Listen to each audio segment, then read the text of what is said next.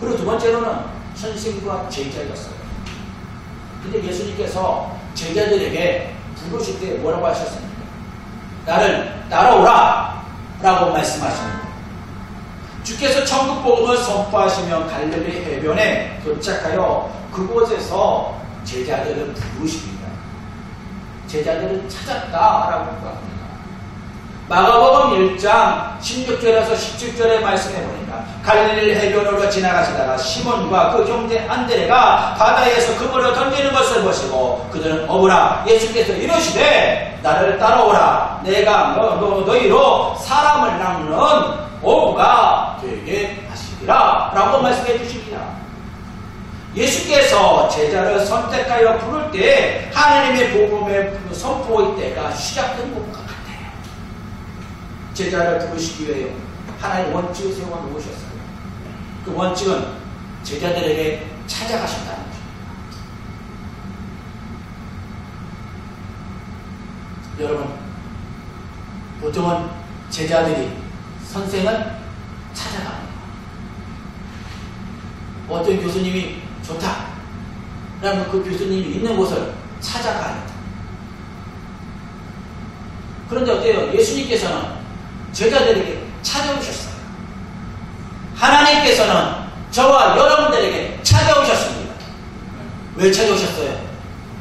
복음의 소식을 전해주시기 위하여, 구원의 소식을 선포하기 위하여 당신들을, 우리를 사랑해 주시기 위하여. 예수께서는 복음을 때가 찼다. 더 이상 미룰 시기가 아니야. 하나님의 뜻이요, 예수 그리스도의 뜻이요, 당신의 사명을 가지고 복음을 전하리라. 그 말씀을 듣고 우리가 알았어요. 예수께서 복음을 전하기 위해 그에 알맞는 제자를 선택하여 부르셨습니다. 누굴 부르셨습니까? 12제자를 부르셨습니다. 현재는 누굴 부르셨습니까? 저와 여러분들을 부르셨습니다. 그 당시에는 선생님이라고 했습니다.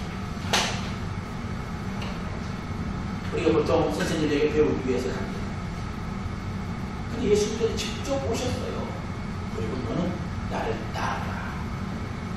제자들은 두려워서 내가 과연 따르게 수 있을까? 나는 죄인으로서이다. 누가 그랬습니까? 베드로가. 죄인이 어떻게 예수님을 따를 수 있습니까? 라고까지 고백했습니다. 불구하고 라고 부르십니다. 그러면서 사람을 낚는 어부가 되리라 라고 말씀해 주십니다. 예수께서 제자들에게 주신 사명은 아주 특별했는데 지금까지는 우리가 생각하지 않았던 것들이었습니다. 예수께서는 이러시되 나를 따라오라. 내가 너희로 사람을 낚는 어부가 되게 하시라. 제자들이 부르신 장소가 갈릴리 해변입니다. 여기 갈릴리 해변은 성경에는 여러 가지 이름으로 기록되어 있죠. 게네사렛 호수, 티베다 바다, 이게 다 갈릴리 호수를 부르는 명칭이에요. 지방마다 부르는 명칭이 조금씩 다릅니다. 예수님께서 주로 이 갈릴리 바다, 게네사렛 호수, 티베다 바다에서 주로 하나님 사역을 감당하셨어요. 갈릴리 해변에서 있으니까 거기에 어부가 당연히 있겠죠. 어부이기 때문에 그들은 사람을 낚는 어부라 라고 표현했는지 모르겠어요. 제자들은 지금까지 가졌던 직업, 이것은 사람을 낚는 것과는 아무런 상관이 없다고 생각했는지 모르겠습니다. 근데 어때요? 바닷가에서 어부가 무엇을 낚습니까? 물고기를 낚아요. 근데 아무 물고기나 잡습니까? 필요한 어종을 잡아요. 어부마다 어때요? 잡는 어종이 달라요. 대부분 잡는 어부도 있고, 오징어를 잡는 어부도 있고, 고등어를 잡는 어부도 있고, 참치를 잡는 어부도 있어요. 어부는 그 넓은 바다에서 각각 물고기를 잡아 올립니다. 사람을 남는 어부 어떻습니까? 하나님께서 맡겨주신 사명의 자녀들을 하나님께서 구원할 수 있게, 그를 인도할 수 있게, 복음의 말씀을 선포할 수 있게 선택해 주십니다. 그리고 낫게 해주셨어요. 복음을 선포하여 믿음의 용이 임하게 해 주었던 것입니다. 이게 사명이었습니다, 여러분. 단지 달라졌다면 활동하는 무대가 달라졌습니다. 아니, 활동할 수 있는 그 영적인 세계가 달라졌다는 것입니다. 지금까지는 세계 세상이었습니다. 물질이었습니다. 그러나 이제는 물질을 위해서 살았다면 이제는 영의 생명을 위하여 하나님을 위한 삶을 살고 배워야죠. 선생과 제자는 분명한 목표가 있어야 돼요. 제자들이 나가야 될 목표, 목적이 있어야 돼요. 니고리 목사님 목적이 이끄는 삶이라고 말했죠. 목적이 있어요, 여러분. 제자들을 가르칠 때 목적이 있어야 돼요. 목적이 없으면, 방향성이 없으면 올바로 된 가르침이 될 수도 없고 성장도 되지 않습니다. 흔들려 버립니다. 방향을 잡지 못해요. 세월만 흐릅니다. 어느 섬에서 파손하고 배로 남아버릴 수 있어요. 남아버립니다. 예수께서는 제자들에게 분명한 가야 될 곳을 가르쳐 주셨어요. 하나님의 나라, 천국 복음을 선포하셨습니다.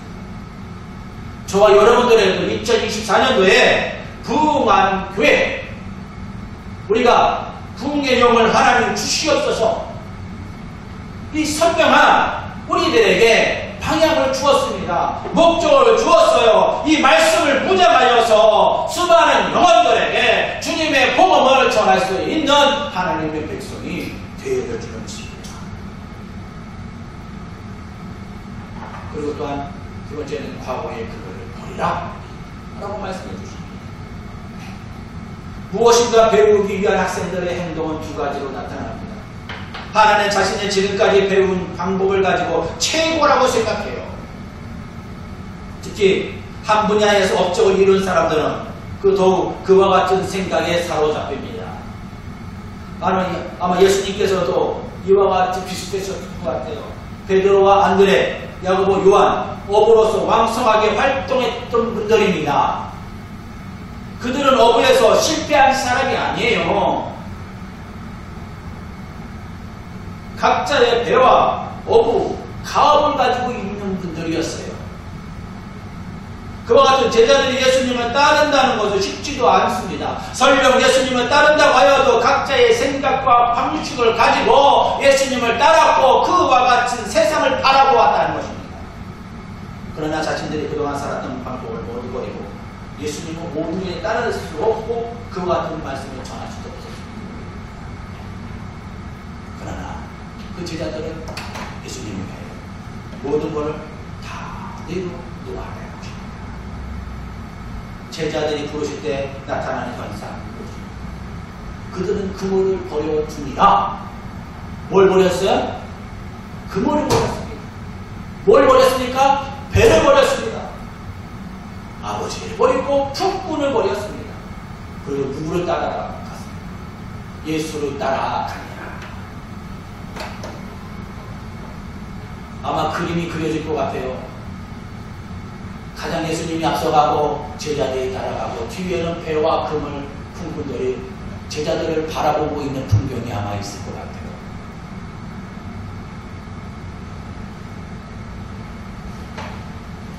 아마 이분이 가장 어려운 분입니다. 목회 목표도 함께 공유하고 협력하는 작업, 어느 정도 훈련과 함께 생활하다 보면 공유하는 것이 좋습니다. 그러나 지금까지 내가 가지고 있는 삶, 바탕, 기초를 모두 버린다는 거 쉽지 않아요. 그러나 그것을 다 내려놨을 때 그들이 가지고 있었던 그 그물, 그 어부의 삶이 복음을 전파하는 데 가장 큰 능력이 또한 되었다는 것입니다. 철저하게 하나님 앞에 내려놓았을 때 하나님이 그걸 통하여서 그 능력을 가지고 역사하신